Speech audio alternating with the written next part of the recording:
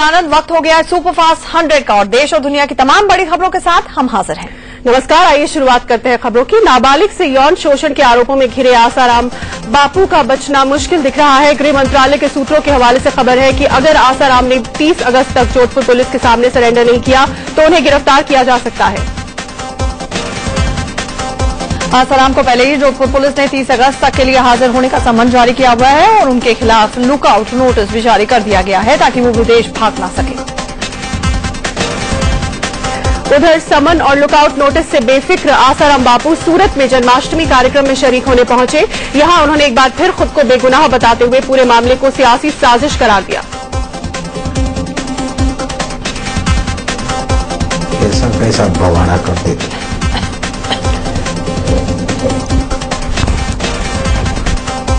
आसाराम बापू के मामले को लेकर राजस्थान के मुख्यमंत्री अशोक गहलोत ने दिल्ली में केंद्रीय गृह मंत्री सुशील कुमार शिंदे से मुलाकात की। नाबालिग के यौन शोषण के आरोपों में घिरे आसाराम का केस राजस्थान के जोधपुर में ही चल रहा है।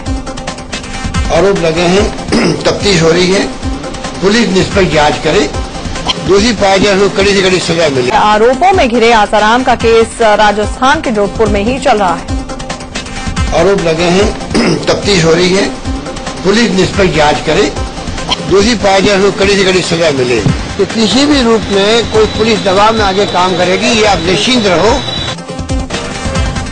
आसाराम बापू की अब तक गिरफ्तारी नहीं होने के सवाल को राजस्थान के मुख्यमंत्री अशोक गहलोत ने टाल दिया। वो जवाब देने की जगह आगे बढ़ गए। नमस्कार, धन्यवाद, चलिए। नमस्कार, धन्यवाद, चलिए। उधर राजस्थान के मुख्यमंत्री अशोक गहलोत ने आसाराम बापू को इशारों में सीख भी दे डाली। उन्होंने कहा कि साधु संतों को अपने व्यवहार का ख्याल रखना चाहिए। साधु संतों को इस देश के अंदर हमेशा इस प्रकार से अपना व्यवहार रखना चाहिए जिससे कि नौबत ही नहीं आए इस पर आरोप लगे। नाबालिग से यौन शोषण के आरोप में घिरे आसाराम बापू के बचाव में उतरे उनके बेटे नारायण साईं ने अब पीड़ित लड़की पर ही सवाल उठा दिए हैं। साईं ने पीड़ित लड़की को मानसिक रूप से बीमार बता दिया और कहा कि वो मन गढ़ंत आरोप लगा रही है। उधर आसाराम बापू खुद को पाक साफ बताते फिर रहे हैं, लेकिन आसाराम के दावे पर पीड़ित लड़की के पिता ने चुप्पी तोड़ी। इंडिया न्यूज से खास बातचीत में उन्होंने कहा कि आसाराम चाहे तो सीबीआई जांच करा। वो अगर ऐसा करते हैं, उनकी तो आदत हमेशा ऐसा ही कहते बचते रहे। अगर ऐसी साजिश है तो सीबीआई जांच करा ली जाए। दूध का दूध हो जाएगा, पानी का पानी अलग हो जाएगा। आसाराम बापू ने अपने ऊपर लगे आरोपों को मनगढ़ंत बता दिया, लेकिन पीड़ित लड़की के पिता ने कहा कि गलत आरोप लगाकर कोई क्यों अपनी इज्जत उछालना चाहेगा। तो सरेआम अपनी बेटी की इज्जत उछालेगा, अपने घर की इज्जत बर्बाद करेगा। हमारे दोनों बच्चों का करियर बर्बाद हो गया, हमारी इज्जत मिट्टी मिल गई। पीड़ित के पिता का कहना है कि पहले वो आसाराम बापू को भगवान मानते थे, लेकिन इस घटना के बाद से उनका भरोसा ही टूट गया है। जब तक मेरे सामने इसका चेहरा नहीं आया था मैं इसे भगवान मानता था। तो साजिश कैसी है? किसकी साजिश है? अरे हमारी इज्जत लूट ली और क्या की साजिश रखेंगे हम? पीड़ित लड़की के पिता ने आरोप लगाया है कि आसाराम पर कार्रवाई होने में देरी हो रही है और उन्हें तुरंत ही जेल में डाल देना चाहिए था। मेरे हिसाब से तो अभी तक कार्रवाई नहीं पूरी हुई। आसाराम बापू जो है वो खुले जगह से जगह जा रहे हैं, प्रवचन दे रहे हैं। हाँ, तो यही तो गलती है इसके क्या बताया हम तो पकड़ के बंद कर देना चाहिए। पीड़ित के पिता का यह भी कहना है कि आसाराम बापू के प्रतिनिधियों की तरफ से उन्हें लगातार धमकियां दी जा रही हैं और इस मामले में चुप रहने को कहा जा रहा है। को धमकियां मिली थी, बराबर टेलीफोन पर उन्होंने कहा आप ये गलत कर रहे हो, इसके परिणाम आपको भुगतने पड़ेंगे। खूब उन्होंने किया था, 2-3 दिन तक लगातार। अभी 3-4 दिन से आनी बंद हुई।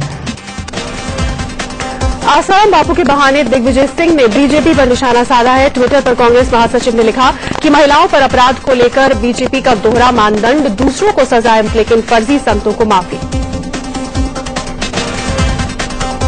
उधर नोएडा सेक्टर 62 में अकाली दल के कार्यकर्ताओं ने आसाराम बापू की प्रवक्ता नीलम दुबे के घर के बाहर प्रदर्शन किया। प्रदर्शनकारियों ने नीलम दुबे पर अपने धर्मगुरु के खिलाफ गलत बयानबाजी करने का आरोप लगाया। इधर आसाराम बापू ने नीलम दुबे के बयान को लेकर खेद जताया है। नीलम ने आसाराम की तुलना गुरु नानक से कर दी थी। इसे लेकर नीलम के खिलाफ प्रदर्शन शुरू हो गए। आसाराम ने माना कि नीलम से गलती हुई। रुपए की लगातार गिरावट ने सभी को सन्न कर दिया है। रुपया अब तक के सबसे निचले स्तर पर पहुंच गया है। $1 के मुकाबले रुपए की कीमत 68 के आंकड़े को भी पार कर गई है। एक वक्त तो $1 की कीमत 68.75 तक पहुंच गई। अगस्त के महीने में रुपया पस्त होता जा रहा है। 6 अगस्त को $1 की कीमत 61.54 थी। करीब 3 हफ्ते बीतने के बाद 27 अगस्त आते आते रुपया 66 के आंकड़े को पार कर गया।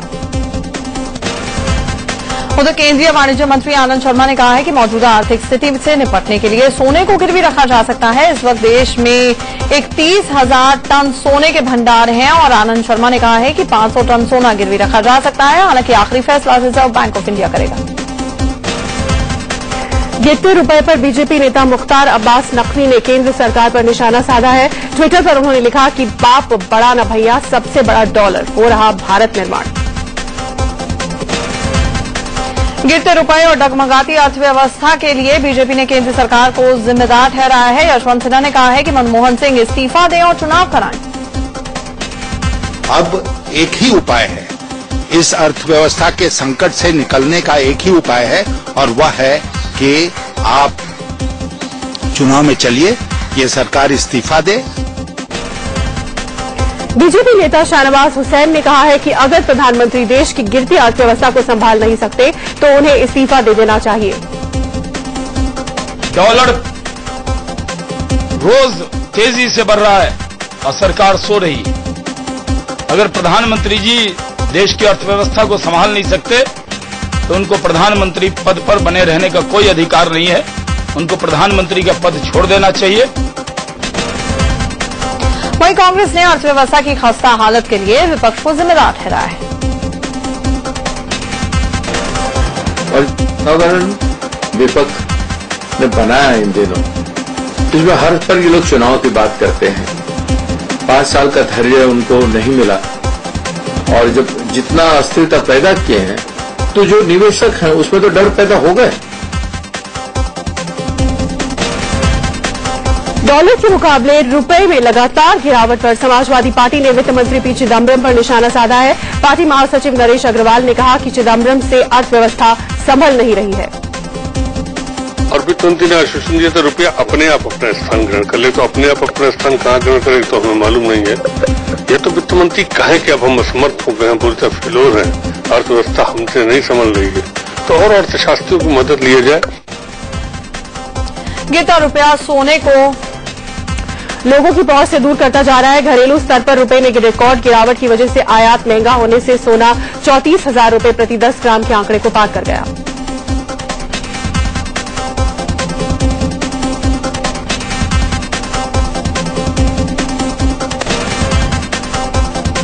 रुपए में गिरावट का असर शेयर बाजार पर भी देखने को मिला। कारोबार शुरू होते ही सेंसेक्स 18,000 के पॉइंट से नीचे तक जा पहुंचा था। बाद में कारोबार में थोड़ा सुधार हुआ और शेयर बाजार संभला। महंगाई के बोझ तले दबी जनता को एक और बड़ा झटका लग सकता है। संसद के मानसून सत्र के बाद सरकार डीजल के दामों में प्रति लीटर 3 रुपए की बढ़ोतरी कर सकती है। डॉलर के मुकाबले रुपए के लगातार गिरने के चलते डीजल की कीमतें बढ़ सकती हैं। गुजरात के वडोदरा में 2 इमारतें जमींदोज होने से 8 लोगों की मौत हो गई। मलबे में 35 से 40 के दबे होने की आशंका जताई जा रही है। वहीं 7 लोगों को जिंदा बचा लिया गया है। हादसा तड़के हुआ जब सभी लोग सो रहे थे। वडोदरा के माधव नगर इलाके में अर्बन डेवलपमेंट अथॉरिटी की ये बिल्डिंग थी। दोनों ही बिल्डिंग्स 3 मंजिला थी। हादसे की खबर मिलते ही मौके पर फायर ब्रिगेड की टीम पहुंच गई और राहत बचाव का काम शुरू कर दिया। वडोदरा के माधव नगर इलाके में हुए इस हादसे पर मुख्यमंत्री नरेंद्र मोदी ने दुख जताया है। साथ ही उन्होंने घटना की जांच के लिए जांच आयोग गठित करने के आदेश देते हुए हादसे में मरने वालों के लिए 2 लाख रुपए के मुआवजे की घोषणा की। ग्रेटर नोएडा में रेत माफिया के खिलाफ मुहिम चलाने वाली आईएएस दुर्गा शक्ति नागपाल का निलंबन यूपी सरकार वापस ले सकती है। सूत्रों के हवाले से खबर मिली है कि अखिलेश सरकार दुर्गा के जवाब से काफी संतुष्ट है और उन्हें फिर से बहाल करने पर विचार कर रही है। मस्जिद की दीवार गिराने के आरोप में आईएएस दुर्गा शक्ति को सस्पेंड किया गया था। हालांकि कहा यह गया कि रेत माफिया पर कार्रवाई की वजह से उन्हें निलंबित किया गया। बाद में सरकार ने उन्हें चार्जशीट सौंपी थी, जिसका दुर्गा ने पिछले दिनों जवाब दिया था। वहीं दूसरी तरफ आईएएस दुर्गा शक्ति नागपाल को क्लीन चिट देने वाले गौतम बुद्ध नगर के डीएम रविकांत का तबादला कर दिया गया है। रविकांत को अभी तक पोस्टिंग नहीं मिली है। रविकांत के तबादले की वजह मंगलवार को नोएडा में हुए हंगामे को बताया जा रहा है। दरअसल डीएम की अगुवाई में मंगलवार को नोएडा के सोरखा गांव में प्रशासन और पुलिस की टीम अवैध कॉलोनी पर कार्रवाई करने गई थी। यहां पुलिस टीम पर लोगों ने हमला बोल दिया था और पुलिस की गाड़ी में आग लगा दी थी। पथराव में कई पुलिसकर्मी जख्मी भी हुए थे। गौतम बुद्ध नगर के डीएम के तबादले को लेकर बीजेपी ने अब यूपी सरकार पर निशाना साधा है। बीजेपी के यूपी अध्यक्ष लक्ष्मीकांत वाजपेयी ने कहा है कि नोएडा में अतिक्रमण हटाने के चलते नहीं बल्कि दुर्गा मामले की वजह से ही खुन्नस निकाली गई और ट्रांसफर रविकांत का कर दिया गया। जिन नरेंद्र मोदी के नाम पर जेडीयू ने बीजेपी से नाता तोड़ा था, उसी जेडीयू के सांसद कैप्टन जयनारायण निषाद ने मोदी से मुलाकात की। मुलाकात पर निषाद ने कहा कि जेडीयू ने अपने सांसदों को मोदी से मिलने पर पाबंदी नहीं लगाई है। पार्टी ने कभी भी जारी नहीं किया कि हमारा एमपी नरेंद्र मोदी से नहीं मिलेगा, कोई बीजेपी के नेता से नहीं मिलेगा, कोई कांग्रेसी से नेता से नहीं मिलेगा। मोदी से मुलाकात के बाद तो जेडीयू सांसद कैप्टन जयनारायण निषाद उनके ऐसे मुरीद हो गए कि कह दिया कि उन्हें पीएम पद का दावेदार होना चाहिए। उपयुक्त कैंडिडेट होंगे प्रधानमंत्री? अभी तक जैसे कि चाय बेचने वाला यहाँ तक पहुंच जाए, निश्चित तौर पर उसमें कुछ गुण है, नहीं तो चाय ही बेचते रहता है। उससे ज्यादा होता तो फॉर्चून का दुकान खोल लेता है। जेडीयू सांसद कैप्टन जयनारायण निषाद ने यह भी कहा कि सबकी जबान पर सिर्फ और सिर्फ नरेंद्र मोदी ही छाए हुए हैं। ज्यादातर जनता के जबान पर नरेंद्र मोदी शब्द आ चुका है, तो जिज्ञासा थी जाकर के हमें मिली, वहां पर ये जानकारी मिली। तेलंगाना के मुद्दे को लेकर वाईएसआर कांग्रेस के कार्यकर्ताओं ने दिल्ली में धरना प्रदर्शन किया। वाईएसआर कांग्रेस ने अलग तेलंगाना राज्य के गठन का विरोध किया। उत्तराखंड की बहुगुणा सरकार एक बार फिर संकट में घिरती नजर आ रही है। बहुगुणा से नाराज कांग्रेस के दर्जन भर विधायक दिल्ली में डेरा डाले हुए हैं। विधायकों का आरोप है कि सरकार उनकी कोई बात नहीं सुन रही। उधर गोवा के पणजी में यूपी के समाजवादी पार्टी के विधायक महेंद्र कुमार सिंह कॉल गर्ल्स के साथ रंगरलियां मनाते हुए गिरफ्तार किए गए। गोवा पुलिस ने उन्हें कोर्ट में पेश किया है, जहां से उन्हें 7 दिनों की पुलिस रिमांड पर भेज दिया गया। कॉल गर्ल्स के साथ रंगरलियां मनाते गोवा में गिरफ्तार महेंद्र कुमार सिंह उर्फ जीन बाबू यूपी के सीतापुर के सेवता सीट से विधायक हैं। विधायक की गिरफ्तारी के बारे में गोवा पुलिस ने यूपी विधानसभा के अध्यक्ष को सूचना दे दी है। गोवा में रंगरलियां मनाते गिरफ्तार समाजवादी पार्टी के विधायक को लेकर बीजेपी ने सीएम अखिलेश यादव को आड़े हाथों लिया है। पार्टी के यूपी प्रदेश अध्यक्ष लक्ष्मीकांत वाजपेयी ने पूछा है कि अखिलेश ने इस मसले पर चुप्पी क्यों साध रखी है। गुड़गांव पुलिस ने हुक्का बार पर छापा मारकर 20 से ज्यादा छात्र छात्राओं को पकड़ा है। यहां पूल स्नूकर की आड़ में अवैध रूप से हुक्का बार चलाया जा रहा था। पुलिस ने मौके से पकड़े गए छात्र छात्राओं के परिजनों को जानकारी देकर उन्हें उनके सुपुर्द कर दिया है। गुड़गांव में फ्लेवर्ड हुक्का बार पर पूरी तरह से प्रतिबंध है। इसके बावजूद ये हुक्का बार चलाया जा रहा था। मौके से करीब 1 दर्जन हुक्के और फ्लेवर्ड तंबाकू जब्त किया गया है। पुलिस ने बार के संचालक को गिरफ्तार कर लिया। उत्तर प्रदेश के बलिया में बाढ़ से हालात गंभीर हो गए हैं। हर तरफ पानी ही पानी नजर आ रहा है। सैकड़ों घर पानी में डूब चुके हैं। जान बचाने के लिए लोग घर छोड़कर भागने को मजबूर हैं। बलिया जिले के करीब 200 गांव बाढ़ की चपेट में हैं। बाढ़ की भयावह स्थिति को देखते हुए प्रशासन के भी हाथ पैर फूलने लगे हैं। राहत और बचाव के लिए एनआईएफ की टीम यहां पर बुलाई गई है। पिछले 10 साल में ऐसी बाढ़ पहली बार आई है। आगरा में चंबल और यमुना नदी खतरे के निशान से ऊपर पहुंच गई है, जिसकी वजह से दर्जनों गांव बाढ़ के पानी में डूब गए हैं। इन गांवों में आने जाने के रास्ते बंद हो गए हैं, जिससे लोगों को भारी परेशानी उठानी पड़ रही है। उत्तराखंड में चमोली जिले के कई हिस्से भूस्खलन की चपेट में हैं। यहां पर जिला मुख्यालय के करीब ही भूस्खलन से 7 मकान तबाह हो गए हैं और सड़कें टूट गई हैं।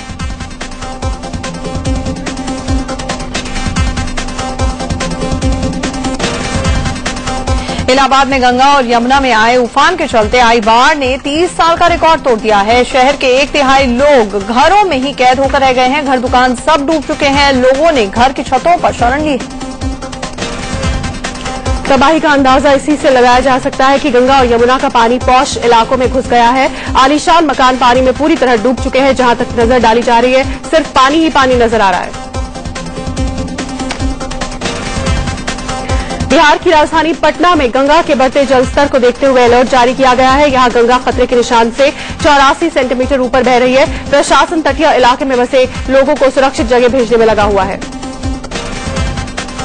हरियाणा में लगातार हो रही बारिश ने किसानों की मुश्किलें बढ़ा दी हैं। झज्जर में किसानों के खेतों में पानी भर आया है और पूरी फसल चौपट होने की कगार पर है। परेशान किसानों ने सरकार से मदद की गुहार लगाई। दिल्ली की रोहिणी कोर्ट ने एक युवक के हत्यारे 2 सगे भाइयों को मौत की सजा सुनाई है और 4 दोषियों को उम्र कैद। मामला साल 2009 का है, जब सुल्तानपुरी में बहन से छेड़छाड़ का विरोध करने पर दोषियों ने सुभाष नामक युवक की हत्या कर दी थी। नई दिल्ली में बच्चों के पालघर में मासूमों के साथ छेड़खानी का मामला एक सामने आया है। इस मामले में आरोपी की उम्र महज 12 साल बताई जा रही है। पुलिस ने मामला दर्ज कर लिया। इलाहाबाद में बीटेक की एक छात्रा को एक तरफा प्यार में जिंदा जलाने की कोशिश का मामला सामने आया है। पीड़ित छात्रा विश्वविद्यालय के कल्पना चावला हॉस्टल में रहती है। हॉस्टल से यूनिवर्सिटी जाते वक्त उस पर हमला हुआ। पुलिस ने आरोपी को गिरफ्तार कर लिया है। पीड़ित की हालत खतरे से बाहर है। यूपी के वाराणसी में 5 लोगों के पेट से 10 किलो सोना मिला है। इन 5 लोगों को वाराणसी इंटरनेशनल एयरपोर्ट पर कस्टम अधिकारियों ने पकड़ा था। ये लोग दुबई से आ रहे थे। यूपी के कन्नौज में बैंक खाता खुलवाने को लेकर बवाल खड़ा हो गया। देखते ही देखते पूरे कस्बे में आगजनी और पथराव होने लगा। पीएससी के पहुंचने के बाद मामला शांत हुआ। लोग दुबई से आ रहे थे। यूपी के कन्नौज में बैंक खाता खुलवाने को लेकर बवाल खड़ा हो गया। देखते ही देखते पूरे कस्बे में आगजनी और पथराव होने लगा। पीएससी के पहुंचने के बाद मामला शांत हुआ।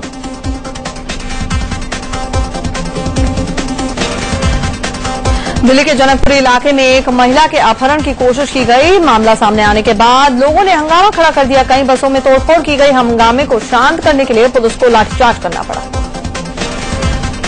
राजस्थान के भरतपुर में पुलिस ने भारी मात्रा में विस्फोटक बरामद किया है। पुलिस के मुताबिक इन विस्फोटकों का इस्तेमाल खनन माफिया अवैध खनन के लिए करने वाले थे। बरामद विस्फोटकों में जिलेटिन रॉड्स और 13 बूस्टर शामिल है। मध्य प्रदेश के सत्ता में शिवराज सरकार की पुलिस सवालों से घिर गई है। इनामी बदमाश को पकड़ने में नाकाम पुलिस ने उसके भाई को पकड़कर थाने में इतनी बुरी तरह से टॉर्चर किया। अब वो युवक अस्पताल में भर्ती है। सीतापुर में जमीन विवाद में एक युवक को गोली मारने के विरोध में गुस्साए लोगों ने जमकर हंगामा किया। युवक की हालत गंभीर बनी हुई है। गोली मारने का आरोप सदर सीट से समाजवादी पार्टी के विधायक राधे श्याम जायसवाल के बेटे पर लगा है। हरियाणा के करनाल में सीसीटीवी के जरिए एक पुलिस सब इंस्पेक्टर की करतूत का खुलासा हुआ है। यहां एक मेडिकल कॉलेज हॉस्पिटल में नशे में धुत होकर पहुंचे पुलिस अफसर ने डॉक्टर पर ही गोली चला दी। शुक्र ये रहा कि डॉक्टर बाल बच गए।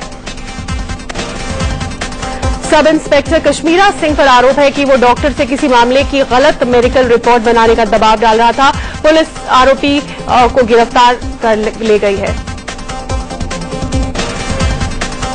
यूपी के चरखी दादरी में बदमाशों ने एक शख्स की गोली मारकर हत्या कर दी है। करीब 28 साल के युवक की शनाख्त नहीं हो पाई है। पुलिस ने मामले की छानबीन शुरू कर दी। हिमाचल प्रदेश के कांगड़ा में एक बेरहम मां ने अपने 11 साल के बेटे की गला रेतकर हत्या कर दी। बेटे की हत्या के बाद उसने खुद भी अपने हाथ की नस काट ली।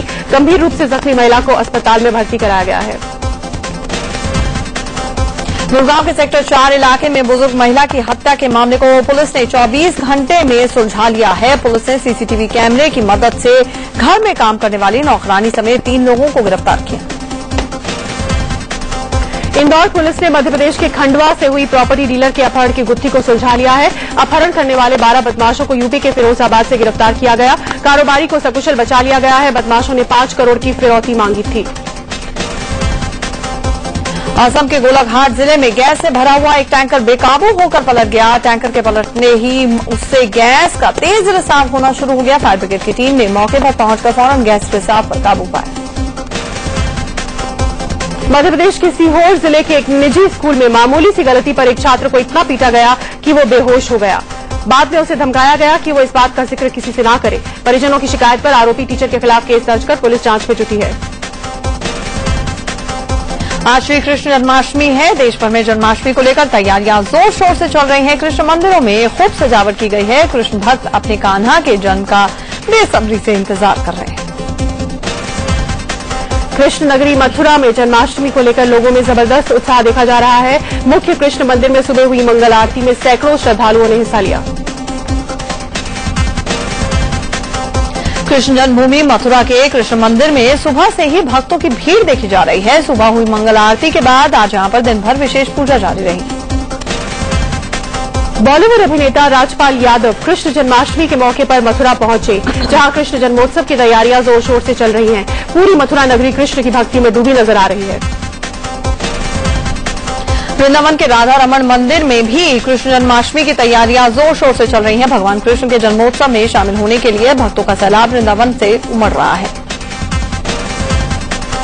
कृष्ण जन्माष्टमी के मौके पर दिल्ली के बिरला मंदिर में भी सुबह से ही भक्तों की भीड़ देखी जा रही है। जन्माष्टमी को लेकर यहां आज खास तैयारी की गई थी। मुंबई में दही हांडी महोत्सव को लेकर लोगों में खासा उत्साह देखा जा रहा है। जन्माष्टमी आज है, लेकिन यहां पर कल यानी कि गुरुवार को माया नगरी में भव्य आयोजन के दौरान मटके फोड़े जाएंगे। दही हांडी महोत्सव की तैयारी जोर शोर से चल रही है। युवा प्रैक्टिस में जुटे हुए हैं। आज तैयारी पूरी होने के बाद कल भव्य दही हांडी महोत्सव का आयोजन किया जाएगा।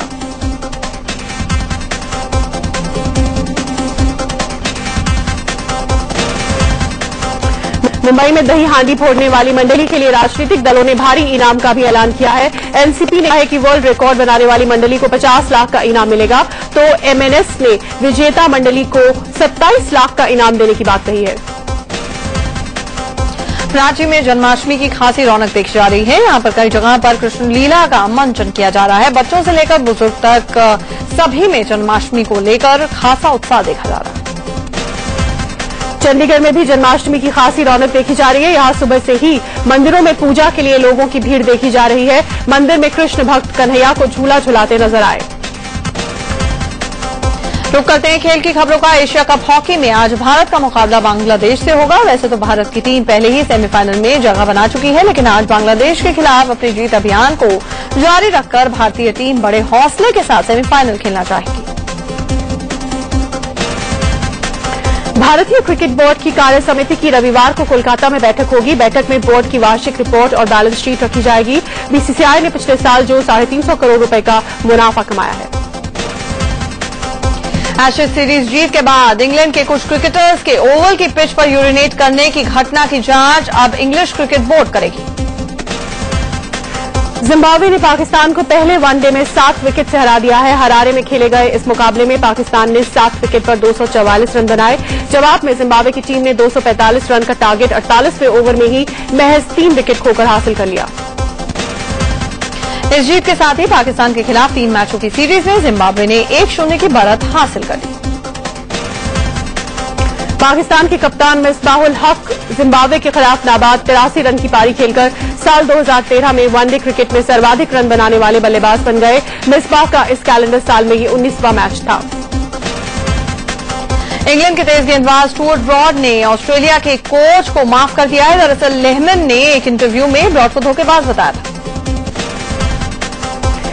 एशियन यूथ गेम्स में गोल्ड मेडल जीतकर अपने घर नासिक पहुंचने पर अंजना ठुमके का जोरदार स्वागत किया गया। स्विट्जरलैंड के स्टार खिलाड़ी और खिताब के दावेदार रॉजर फेडरर ने यूएस ओपन के दूसरे दौर में अपनी जगह बना ली। दुनिया के नंबर 1 टेनिस खिलाड़ी सर्बिया के नोवाक जोकोविच ने पहले दौर का मुकाबला सीधे सेटों में जीत लिया। उन्होंने बेरानकिस को धूल चटा दी।